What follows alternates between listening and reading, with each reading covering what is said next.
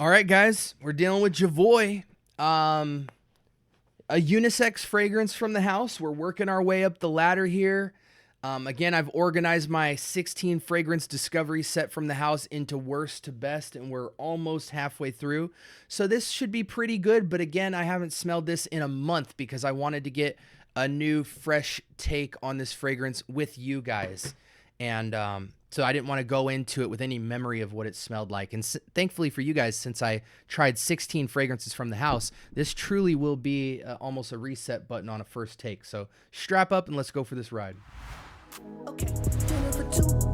I watch that head move side to side as I let this in into the room. You are on time, let's connect minds. Trying to get into a mood. We gon' be fine. Close up the blinds, no rush. Finish the food.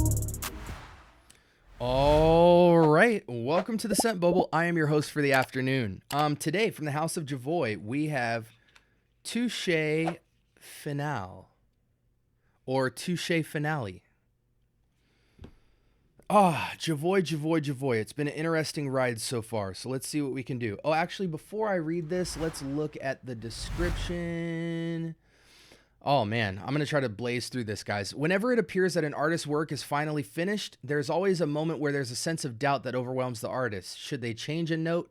Do they need any more of this or less of that? But when the artist trusts their vision and makes their final stroke, any sense of doubt is replaced by ultimate satisfaction. I don't know about that. Then I'm an artist myself, both in music and in multimedia art, so that's definitely not true. An artist never really thinks they're done with anything. They just wind up having deadlines that it's always a final swing. Then the only desire that follows is the will to reveal it to the world. This is the exact moment when a master decides their work is finished, and this is a very important moment. Jovoy has grasped that and put it into a bottle. The new perfume is also a tribute to the seductive souls who each have their own rituals of preparation. The slow, measured method of dressing, the makeup, the rice powder, these are all a prelude to seduction. And even if their gestures are different and their secrets proper, they all share the common ritual. Their final touch is the application of the perfume. Touche Finale is a reinterpretation of a perfume that has already left its mark in history on the rebirth of Jovoy 2006's renowned Poudre. After more than 2 years of work, the independent perfumer has managed to preserve the soul of the original Poudre whilst exalting it in this new ultimate version. Okay. So not really doesn't help us at all. Let's get an initial thoughts. It is a unisex fragrance, if I recall. Yes. Let's do away with this. So far, we've gotten a lot of fragrances that are kind of casual, both on the women's side, men's, and the unisex.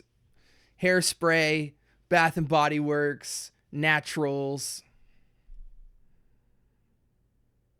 Another hairspray type of fragrance.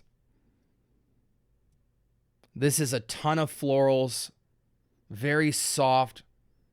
I do like this one more than the other two. Gardiz, Moy, and Rouge Assassin. This feels a little more perfumey. Lot of florals. That's my take on it. Let's cut the bull crap here. So all year long, day and night.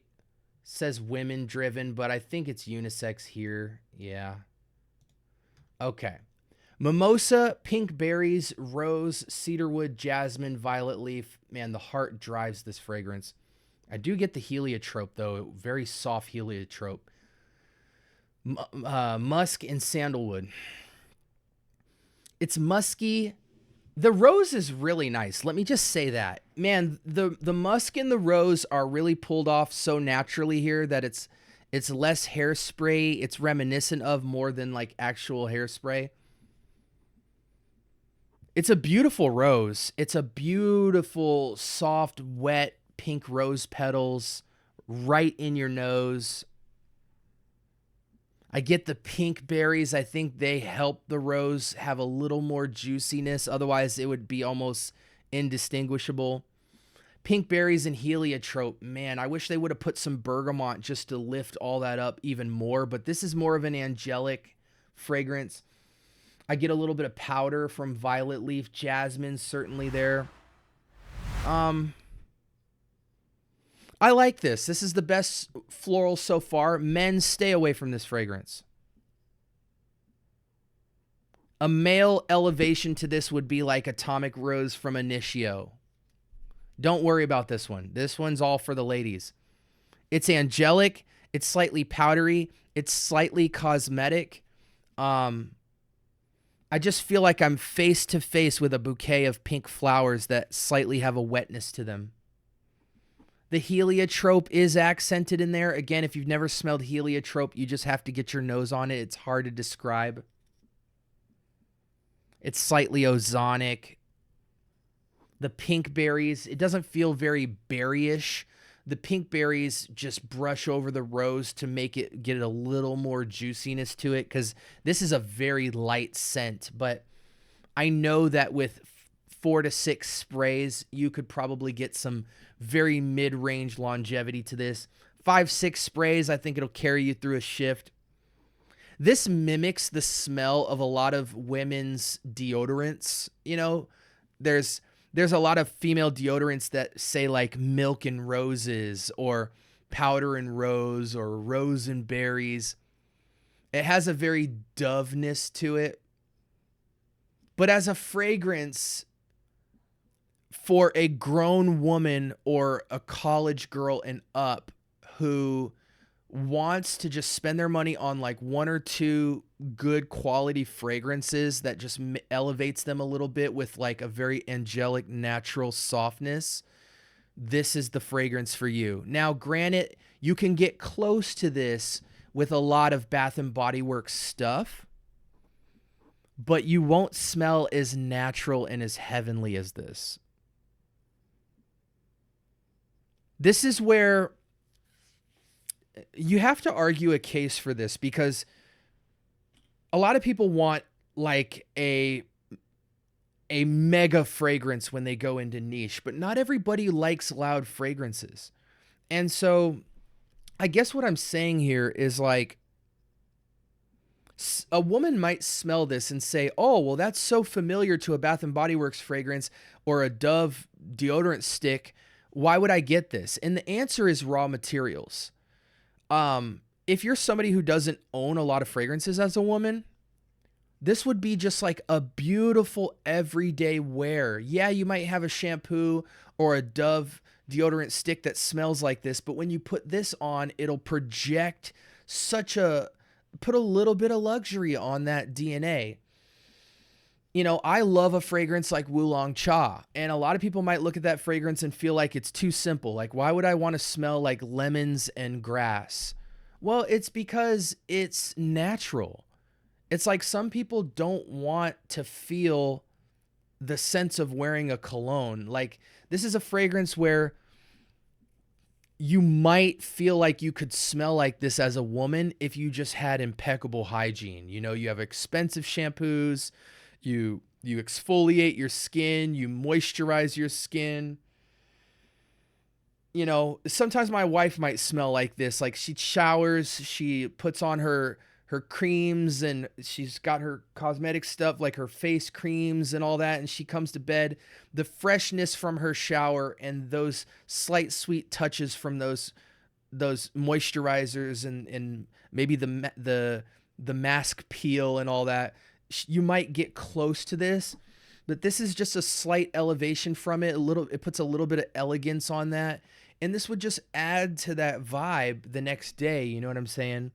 So I think there's something to be said for fragrances that are very simple in a DNA, but they're just, due to their raw materials, just give a slight lift and elevation and natural elegance to where, again, like I said before, a woman would feel like she might possibly, this is what a woman would think hopes she would smell like just fresh out of the shower, right? It's got a natural fresh body smell to it. And it's like a little bit of clouds, a little bit of soft florals, a little bit of sweetness from pink berries, and then you're there. You know what I mean? I don't know. I really like this. I would, again, I would call it an 8. It's not a star-studded fragrance, but this is a solid utility, everyday, angelic fragrance for a woman. That's just, and again, when you have such a simple DNA like this, you almost should require that there's high-end raw materials being used, because if there's not, it just immediately throws it in Bath and Body Works category. But I think if I smelled this next to anything from Bath and Body Works, I would distinctly notice the Bath and Body Works stuff feels cheap, feels lackluster, doesn't feel as angelic or as airy. With good raw materials, it goes beyond heliotrope, pink berries, and rose. You get a different dimension. You get the sense of wetness, the sense of airiness, the sense of earth and sky. You know what I mean? And you need those extra elements with such a simple DNA to feel more high end as a fragrance, as an aroma. 8 out of 10, but that's not a low score for this category. It's the best you could possibly get for that category to me. Again, if you want a more character piece of a rose, there's plenty of other options, but the softness of this fragrance feels very much like a Chanel exclusive fragrance. Just floats on skin, angelic, natural. It does say it's unisex, but I think it's totally for a woman. And based off the description off of the Jovoy site, it looks like they would agree that it's a women fragrance as well. Any season, any reason, upscale, angelic, casual, wonderful fragrance for women. Let me know in the comments if you guys have put your nose to this at all. And out of the other fragrances, the Rouge Assassin and the Gardi's Moy or whatever, this is the best floral I've smelled so far, but it's on the natural side. I'm hoping later on we get a floral that's way more loud and boisterous so we could get the other side of the cake here. But anyways, guys, this is the Scent Bubble. Hope you have a blessed week. This was Jovoy Paris's Touche finale, and pretty solid. I liked it.